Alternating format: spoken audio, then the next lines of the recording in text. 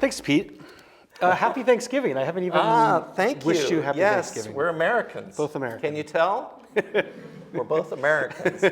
We should be here eating turkey. Yeah. Instead, we're going to have a conversation in front of you. My family asked me, what are you doing for Thanksgiving? I was like, talking with Pete in Manchester. Excellent. Okay, so I do have a list of questions. Let's get to those. I'm going to actually start with the big picture question, which is a difficult question about how we understand NGOs and civil society in China. And when I say we, I'm talking from my position here in the UK and thinking broadly about the liberal West, where we tend to believe that to be effective, civil society and NGO groups must maintain their autonomy from the state. So it's this kind of state versus society dichotomy that is so central to liberalism and the idea of individual freedom set against the state above.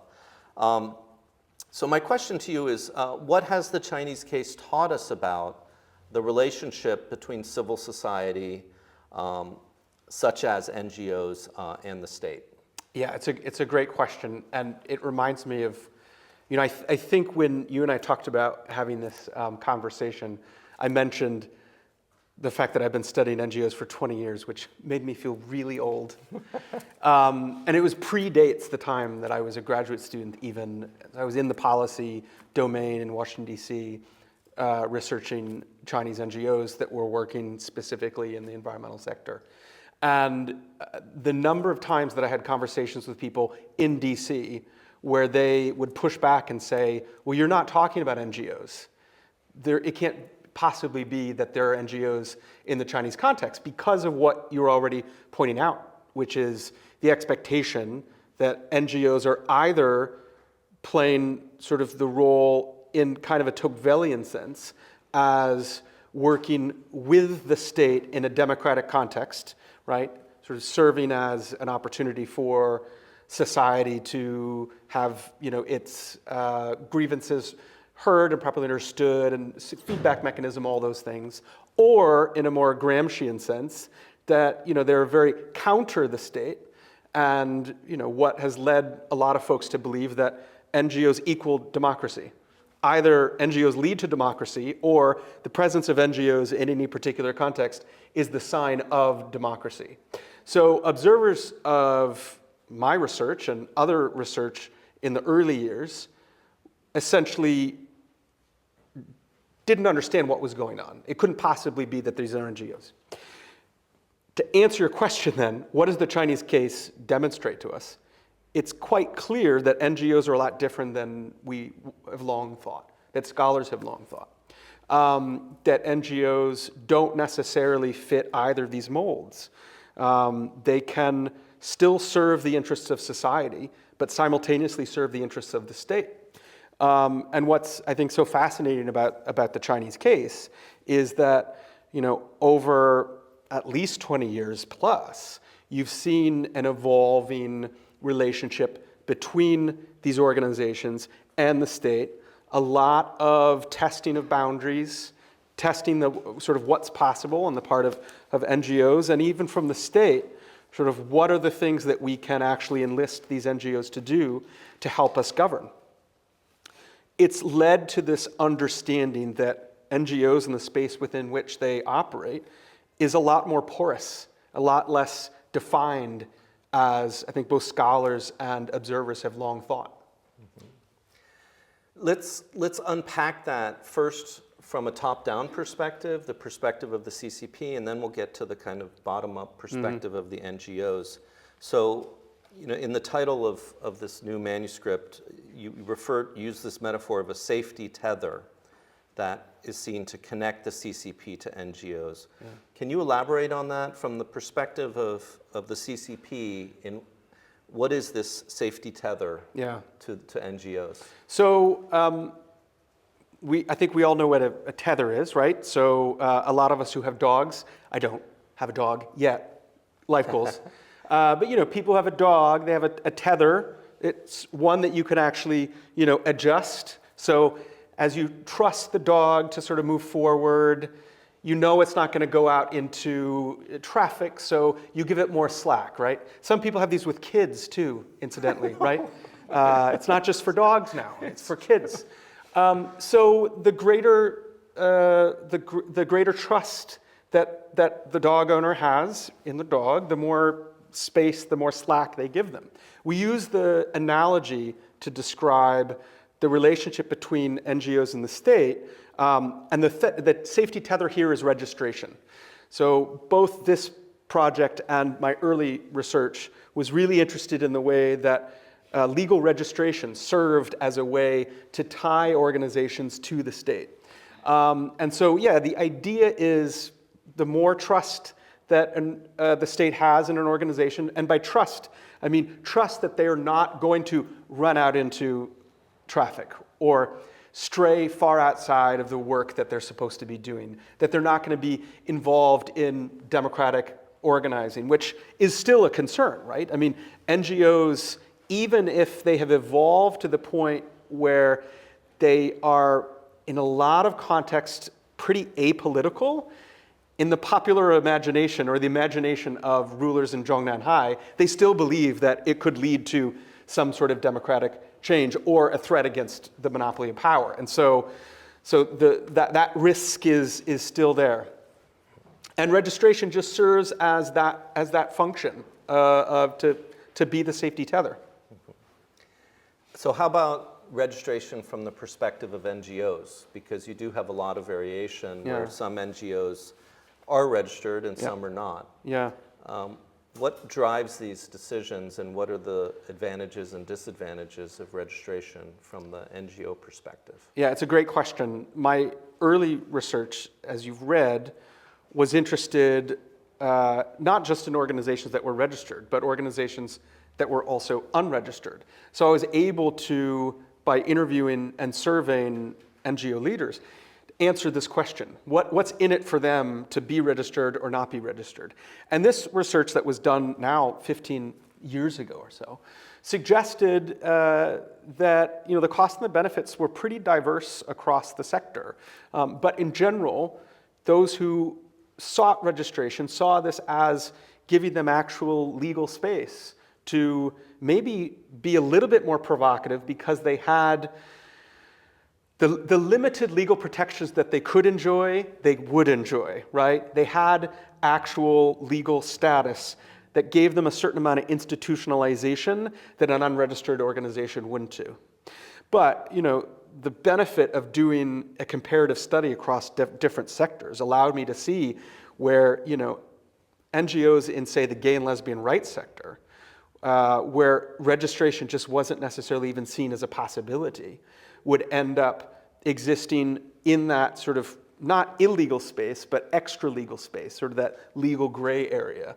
And it was the only way that they could do their work.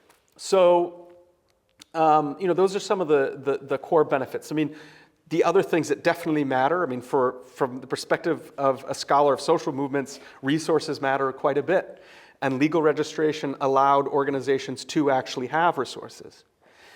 But it's really important to note that, that cuts both ways. Because once you're legally registered, it allows the government to ultimately tell you who you can take money from and who you can't. Which organizations can fundraise.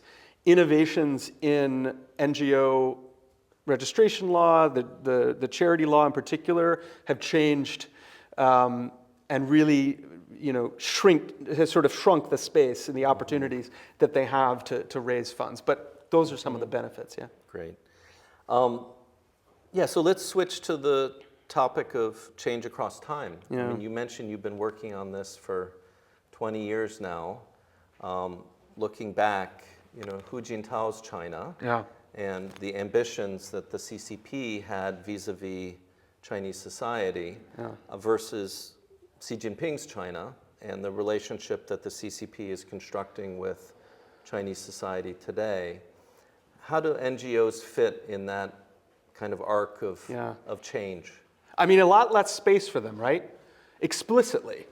Because a lot of the growth of NGOs that I talk about in my earlier work was within the context of the small state, big society formulation under Hu Jintao, was, and this is something, incidentally, whenever I talk about the small state, big society formulation, where essentially the government shrinks and society steps up to take over the responsibilities. I mean, we had this in the UK, right? Under the coalition government with David Cameron, he had a program called Big Society. I mean, coincided at the same time as Hu Jintao's Small State, Big Society. They had the same thing in mind of enlisting the help of NGOs to do that work. And obviously, we know that there's been a huge shift, not just away from this small state formulation under Hu Jintao, but towards greater re-centralization under Xi Jinping, and just more suspect of social actors. At the same time, it hasn't been greeted with a huge shrinking of the size of the NGO sector. I mean, certainly it has shrunk. Now, unfortunately, the data that we use in our research, most recent research, stops in 2018. So we can only talk about the change up until then. The space has shrunk. It's a lot less diverse. And the way that the state uses registration law has definitely changed and become, depending upon where the NGO is and the work that it's doing, has become more restrictive. But the name of the game really is, in part, greater restrictions, but on the flip side, actually, if you look at the charity law, it actually looks a little bit more permissive. And the argument that I've made in previous work is essentially, this is because the state has come to trust that most of these NGOs are actually going to behave. So the tether exists, but the tether is more slack. It's very striking if you look at essentially the laws about domestic NGOs in China versus the law in international NGOs. The law in international NGOs is far more restrictive, right? And I attribute that in large part to the belief that they can't trust international NGOs like they can trust domestic NGOs. I mean, short answer now, preceding my long answer to your question, is essentially, it seems as though NGOs have now existed in this context long enough to know the way that they should behave. The way that they should behave to exist, right? And that, going back to the very first question you asked, has continued to change what it is to be an NGO.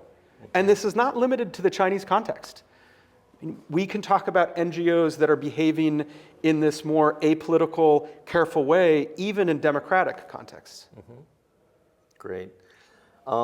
You just drew a distinction between domestic and foreign NGOs. You've also mentioned different types of domestic NGOs. I think you mentioned LGBTQ and environment. And I'm wondering if you could share with us your thoughts about what some of the key cleavages are. You might say, okay, I study NGOs in China, but you're fully aware of the tremendous diversity of different kinds of domestic NGOs in China. Which cleavages seem to be the most salient in terms of these issues, especially regarding how the CCP seeks to tether them? So essentially, what types of NGOs are going to be seen as lower risk and higher benefit? Who's trustworthy? Yeah, who's trustworthy? I mean, everybody is suspect. But I think in this context, everybody's suspect. All NGOs are suspect. But I do think some are maybe seen as more trustworthy, or at least, let's go back to our formulation. Higher benefit, lower costs, right? Or higher or lower risk. Organizations that are serving a real, going back to the small state, big society formulation, NGOs that are serving a demonstrable good for society, addressing an issue that's of real import. So elder care NGOs, for example, great example of NGOs that are relatively trusted across the country, right? Because the research that we do is not limited to, a handful of provinces. It's across the country. Right. And across the board, elder care NGOs are seen as being very trustworthy, in part because they give the local state quite a bit of benefit because they're providing service for this growing part of the population that the state is no longer actually providing for. On the flip side, who are the ones that are more suspect? Organizations that are doing work that is not seen as benefiting the state, but only individuals. So like legal aid organizations have long been suspect and continue to be, at least up into 2018, where our data ends. Let's see, if we talk about, now I'm forgetting the types. And labor, of course. Right. Another good example is where you have essentially an NGO that is representing the interests of a group that already is represented by a governmental group. Mm-hmm. So essentially labor is a great example. Women's, there's an All China Women's Federation. So the state says, why do you need individual small women's NGOs? We have an organization for you, right? So, where there is, monopoly of interest representation, mm-hmm. to use the language of Bloodgood, and their great work that Bloodgood and their colleagues have done across the world, where there is sort of seen as redundancy, they're going to be more suspect because both the value is seen as being lower, but the risk tends to be higher because maybe they're not going to have enough work to do. And what happens when you have idle hands? That's the devil's playground, right? These are organizations that could get up to no good in the minds of, I suspect, in the minds of the leaders. Right. Yeah, and there's a reason why they already have those organizations, because those are issues they want to control, especially labor. Yep. So you mentioned that your research, spans all of China, and this raises a question about distance from the capital, which I found interesting when reading through your work, because I think we tend to think, now in the 21st century, with the greater speed and lower cost of communications technologies, the world becomes a smaller place, and that includes China. China is more and more integrated. Everyone's on their smartphones, everyone's got their little hand computer, they're engaging in national conversations in real time. And yet one of the findings from your surveys was that China's old maxim about how distance of the capital from the capital limits the reach of the state. That's right. Still seems to hold true for NGOs. So you found a systematic difference between NGOs that were close to Beijing and those that were further from Beijing. So that raises a question, which is, why does distance still matter? Yeah, no, it's a great observation. When I did the first work, this was my PhD thesis dissertation, and based upon that survey, research of registration, it was quite clear that, as you said, the longer or the further an NGO was from Beijing, the less likely an organization would be registered. So the emperor is far and the mountains are high. And we wanted to, but this is a smaller scale, much smaller scale survey, right? The more recent research is based upon 860,000 registrations, 860,000 organizations. So it is the full, complete historical record of NGO registration in China. And it was interesting because this is a co-authored work, and I remember having a conversation with the co-author, Blake Miller, and I told Blake, I said, we definitely need to test this because I found it 15 years ago. So I want to know if it still holds up. And Blake said, there's no way it holds up because of what you said. Okay. They said, that's dead and gone, right? It's far more complicated. So here's what's interesting. Yeah, we did find support for distance mattering. Not mattering as much, right? So that significance has gone down. And what matters even more is local variation. The problem, I think, or maybe, why does distance matter? In part because typically, though not always, the further from Beijing, the less developed, a region is. That's far more powerful. When we actually tested the level of development, that was a much stronger relationship that told us that essentially the more developed a region, the more likely registration was actually really in keeping with what the center wanted, which was tended to be kind of a firmer hand, right? It was the further from Beijing in part, but really the less developed, the more an administrative region essentially needed the help of NGOs, the more likely it was to be to offer more slack, right? That gets back to that metaphor, right? Yeah. It's because it's not simply about trust. It's trust that's mediated by perceived benefit and perceived risk. Right. So in effect, distance is really just a proxy for development. For development, I think so. Yeah. That's and I mean, the one thing I should add here is that, like, you know, the context of real interest that are particularly far from Beijing, Tibet and Xinjiang, and I say of interest because, you know, these are politically sensitive areas, just had not surprisingly, NGOs aren't really operating in these places, right? And insofar as they are, they're obviously going to be registered. But yeah.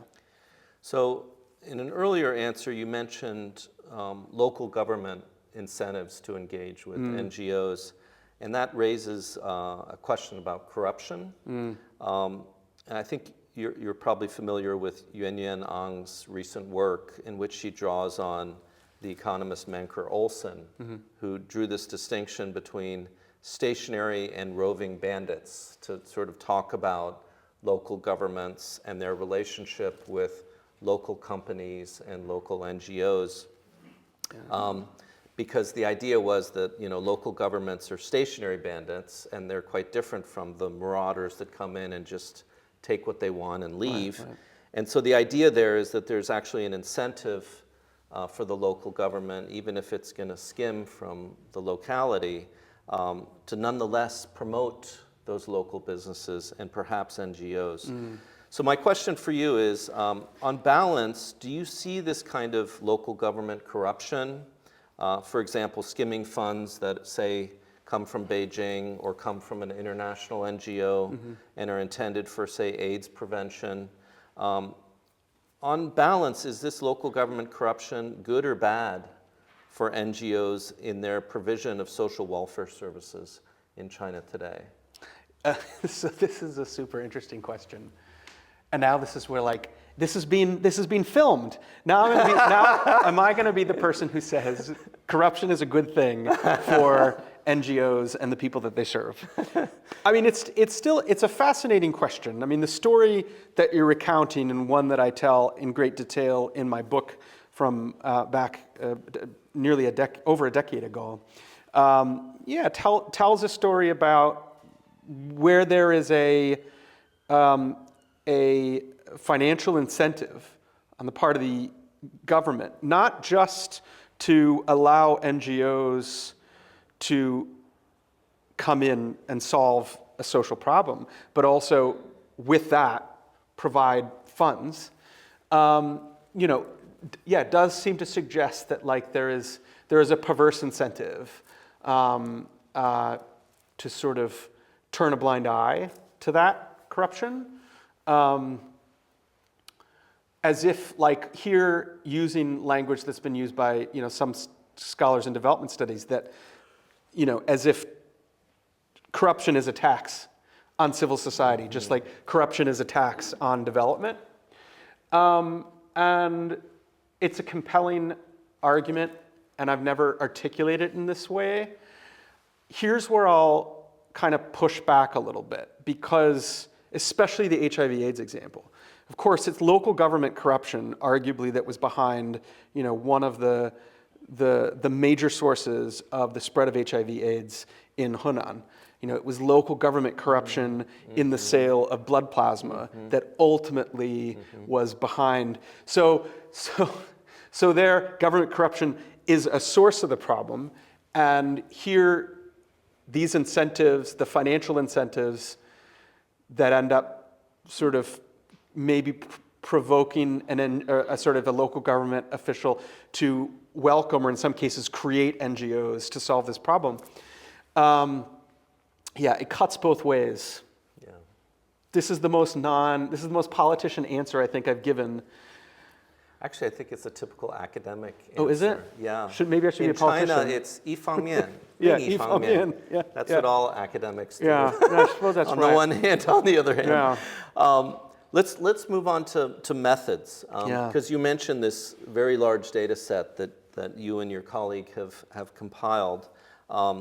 _but your earlier research on NGOs was a little bit more qualitative, more interview-based. So overall, you use mixed methods in your research. Again, everything from reading government policy documents to interviews to quantitative surveys and now big data analyses based on creating your own massive data set. So the first question is what have quantitative methods contributed to our understanding of NGOs in China beyond the earlier qualitative scholarship? Yeah, it's a really good question. I mean, so when I began my study as a PhD student, I was confronted with this question of what methods should I be using? And of course, as a student of a PhD program that was really pushing qualitative and quantitative methods, I didn't for a moment think that I had a choice to do just one. I wanted to do both. The problem with doing quantitative study of NGOs in the Chinese context is, well, how do you get your data? And we were always going to have to deal with the problem of, who is included, or which organizations are included in the data that's available, and the data that's available would be administrative data. So very early on, I made the decision to not use that administrative data. I had no idea that it would have been so useless at the time until I did this project, and I'll get to this project and why that was so tricky. But at the time, it was mostly, I knew that it wouldn't include the organizations that I was interested in, especially those in the HIV/AIDS and the LGBTQ+ sphere.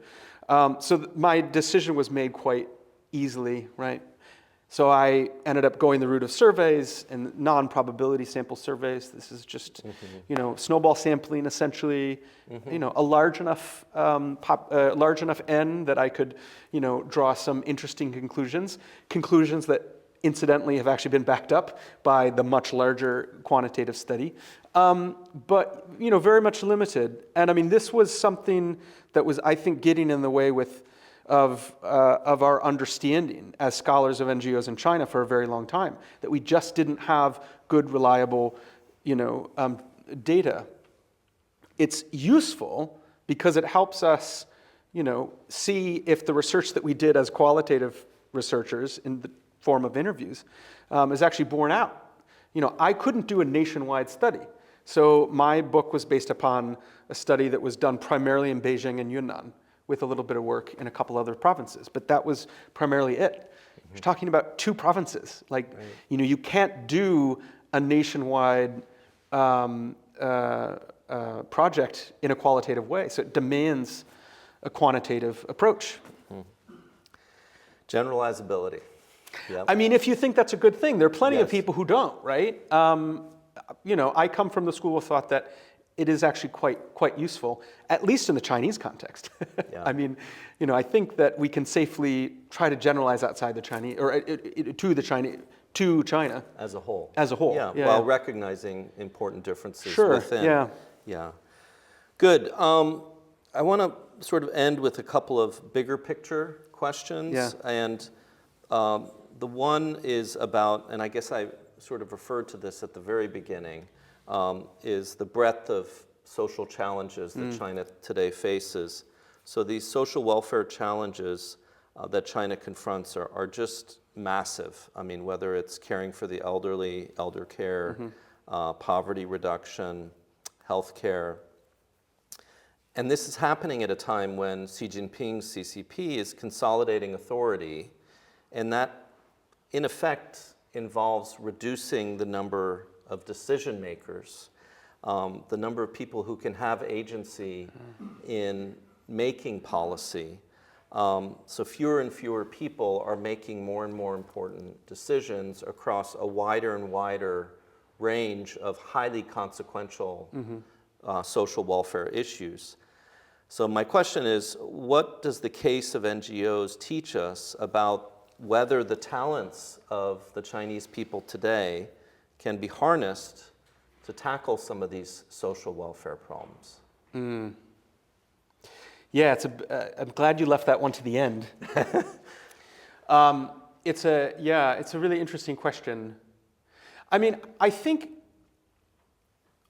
while I definitely agree with your characterization of essentially re-centralization and, fewer decision makers. I mean, the reality is that even if you have fewer decision makers, you still need enough implementers. And the state doesn't have them, right? I don't see a situation, I could very well be wrong. I've been wrong about things in the past, believe it or not. But I suspect that this continues to suggest that there's like a space for these NGOs as implementers, as service providers. Like I said, it's something that has been mimicked around the world, outside of just authoritarian states, outside of contexts like China's that is re-centralizing.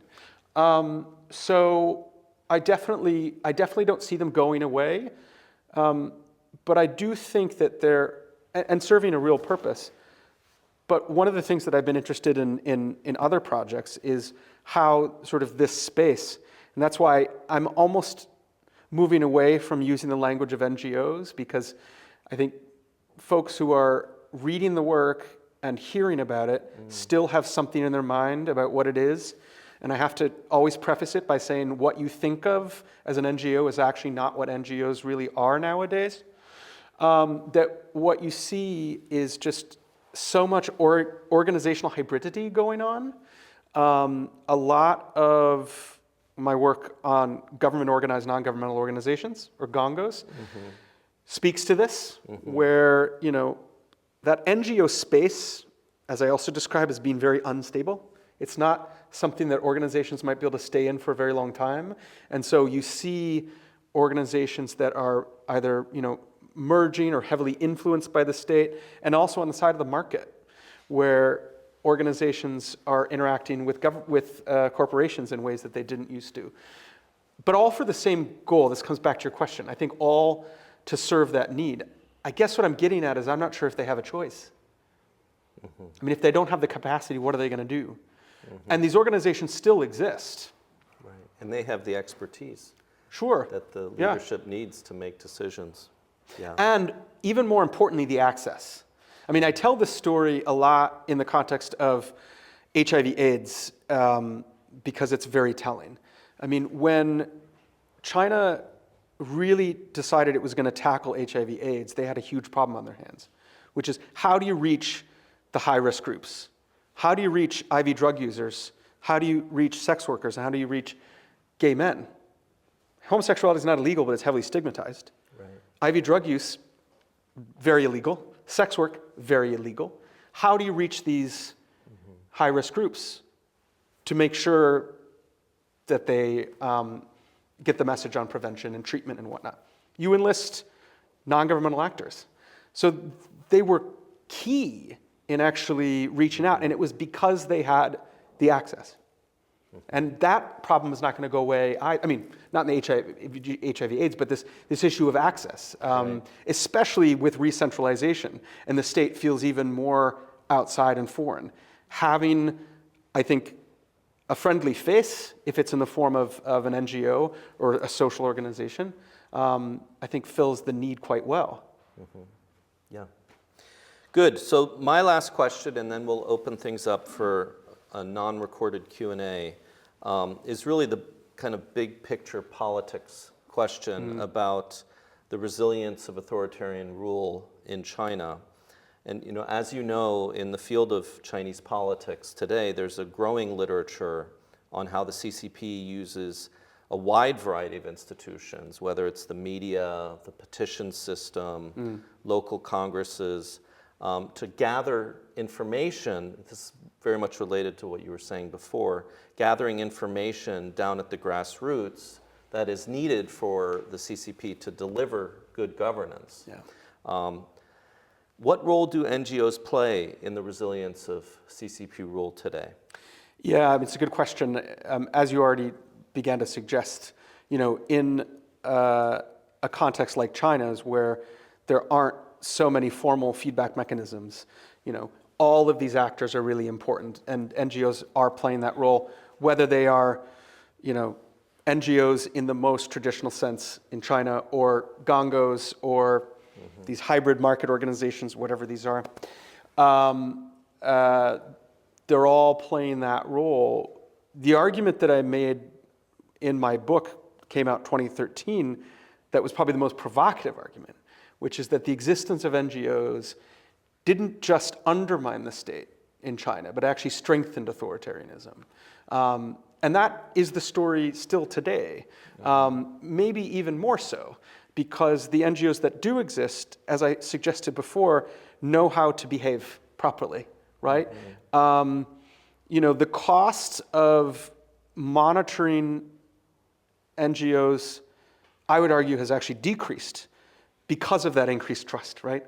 You don't, as political scientists, we learn very early on, coercion is costly, right? States don't want to use coercion for many reasons. It's not just economically costly, but it's socially costly. It can it's reputationally costly.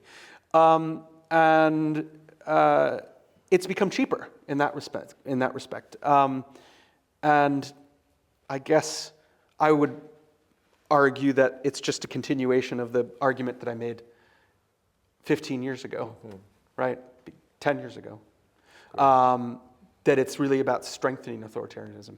And it's that uncomfortable truth, because people who study NGOs generally don't study NGOs because they think that they're a great way to strengthen authoritarianism. Going back to the very beginning of the conversation.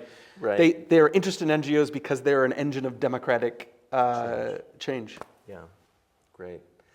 Well, that'll end the conversation, and we'll open things up. Let's do a round of applause now as like an intermission.